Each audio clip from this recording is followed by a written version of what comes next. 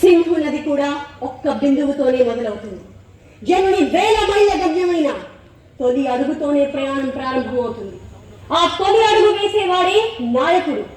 పోరాడితే పోయేదే ఉంది, పోతే ప్రాణం, గెలిస్తే చరిత్ర పుటల్లో కలకాలం నిలిచిపోయే స్థానం. అలాంటి తెగువ చూపించి లక్ష్యాన్ని ముద్దాడిన వాడే తెగువున్నోడు. తెలంగాణ గడ్డ మీద అనుపెరగని ధీరుడు, అస్తమించని సూర్యుడు. నాయకుడు అంటే ముందు నడిచేవాడు కాదు, ముందుండి నడిపించేవాడు, గెలుపు దారి చూపించేవాడు. ఆ గెలుపు కోసం తన ప్రాణాలను సైతం పణంగా పెట్టేవాడు.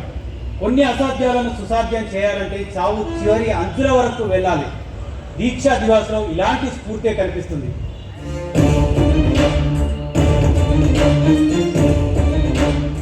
తెలంగాణ ఉద్యమానికి తొలి దశ పోరాటం పునాదైతే మన దశ ఉద్యమం ఊపిరినిచ్చి ఉవ్వెత్తున ఎగిసిపడేలా చేసింది. దశాబ్దాల నాటి దాస్య శృంఖలాల నుంచి 4 కోట్ల మందిలో నిండిన నైరాశ్యం నుంచి ఓ జ్వలనం పుట్టుకొచ్చింది. చీకటి నిండిన దారుల్లో చిరు వెలుగై లక్ష్యాన్ని చూపించింది. అదే స్వరాష్ట్ర గమ్యాన్ని ముద్దాడేలా చేసింది.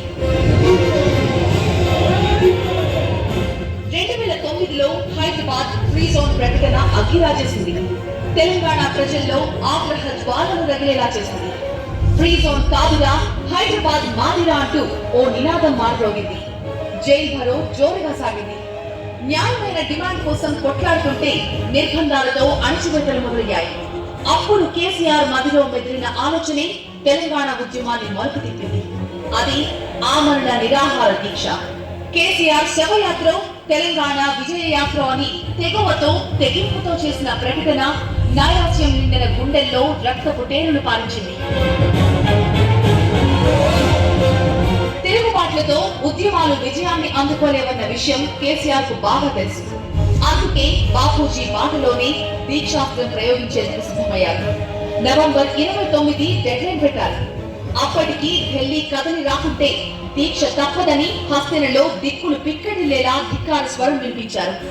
కేసీఆర్ శవయాత్రలో పాల్గొంటారా, తెలంగాణ విజయ యాత్రలో పాల్గొంటారా తేల్చుకోండంటూ కేసీఆర్ ఇచ్చిన పిలుపు ప్రభంజనంలా మారింది.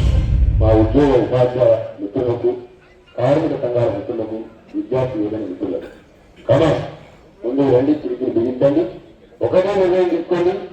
కేసీఆర్ శవయాత్రలో పాల్గొంటామా, తెలంగాణ విజయ యాత్రలో పాల్గొంటాం. కేసీఆర్ నిరాహార దీక్ష ప్రకటన ఢిల్లీలో ప్రకటనలో హడావుడి చేస్తుంటే తెలంగాణ కల సాకారమయ్యే క్షణాలు ఉద్యమకారుల కళ్ళ ముందు మెదిలాయి. అందుకే అంతా దీక్షకు వేదికైన సిద్దిపేటకు మేము సొంతమంటూ కదిలారు. దీక్ష మొదలైతే తెలంగాణ ప్రకటన తప్పదని అందరికీ అర్థమైంది. దీంతో ఆ దీక్షను భగ్నం చేసే ప్రయత్నాలు మొదలయ్యాయి. ఉద్యమకారులపై డేగ కళ్లతో నిఘా వేశారు. ఆ సమయంలో తెలంగాణలో పరిస్థితులు ఎమర్జెన్సీ కాలాన్ని తలపించాయంటే అతిశయోక్తి కాదేమో. తెలంగాణ ఆంక్షల వలయంలో చిక్కుకుంది. ఇక సిద్దిపేట పద్మ వ్యూహాన్ని కల్పించింది. ఆ వ్యూహాన్ని ముందే పసిగట్టిన కేసీఆర్ 3 రోజుల ముందే కరీంనగర్ కు చేరుకున్నారు. అక్కడి నుంచి ప్రభుత్వ వ్యూహాలను తలదన్నేలా ప్లాన్ చేశారు. సిద్దిపేటలో దీక్ష జరిగేలా చూసే బాధ్యత హరీష్ రావు. కేసీఆర్ ఎట్టి పరిస్థితుల్లోనూ అరెస్ట్ కాకుండా సిద్దిపేటకు తరలించే బాధ్యత కేటీఆర్. ఇలా ఒక్కొక్కరికి ఒక్కో బాధ్యత అప్పగించారు. ఆ రోజు రాని వచ్చింది. నవంబర్ 29, 2009. పోలీసు వలయాన్ని ఛేదించుకుని కేసీఆర్ సిద్దిపేటకు చేరుకోవడం సాధ్యమేనా? మధ్యలో అరెస్ట్ చేస్తారా? ఇలా అందరిలో ఏమో అనుమానాలు. సమయం ఉదయం 7:50. కేసీఆర్ కరీంనగర్ నుంచి సిద్దిపేటకు బయలుదేరారు. పోలీసులు కేసీఆర్ కు బుల్లెట్ ప్రూఫ్ కార్ ఏర్పాటు చేశారు. కేసీఆర్ తో పాటు ప్రొఫెసర్ జయశంకర్, డాక్టర్ లక్ష్మీకాంతరావు, నాగి నరసింహారెడ్డి ఉన్నారు. కేసీఆర్ ఉత్సాహంగా విక్టరీ సింబల్ చూపిస్తూ ముందుకు కదిలారు. కాన్వాయ్ సుభాష్ నగర్ మీదుగా కమాండ్ చౌరస్తా చేరింది.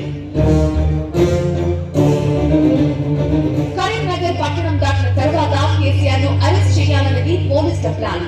దీనికోసం పట్టణం వెలుపల ఎక్కడికక్కడే చెక్ పోస్ట్ ఏర్పాటు చేశారు. సరిగ్గా అలగనూరు సెంటర్ కి చేరుకోగానే కేసీఆర్ వాహనాన్ని అడ్డుకున్నారు. Grey hounds, rapid action force, ఇతర పోలీసు బలగాలు కేసీఆర్ వాహనాన్ని చుట్టుముట్టాయి.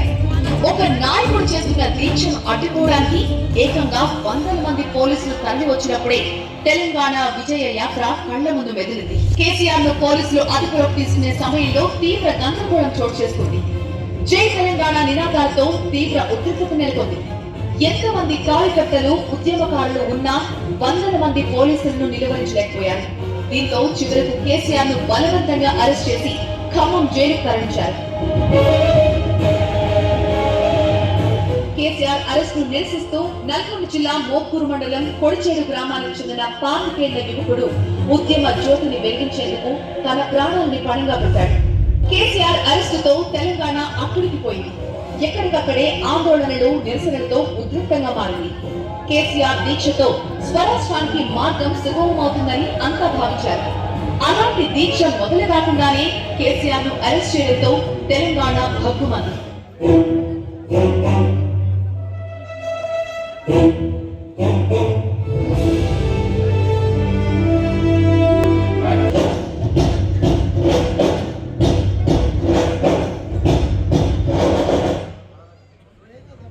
అడ్డుకుంటే ఆగిపోయే దీక్ష కాదది. అరెస్ట్లతో అణచివేసి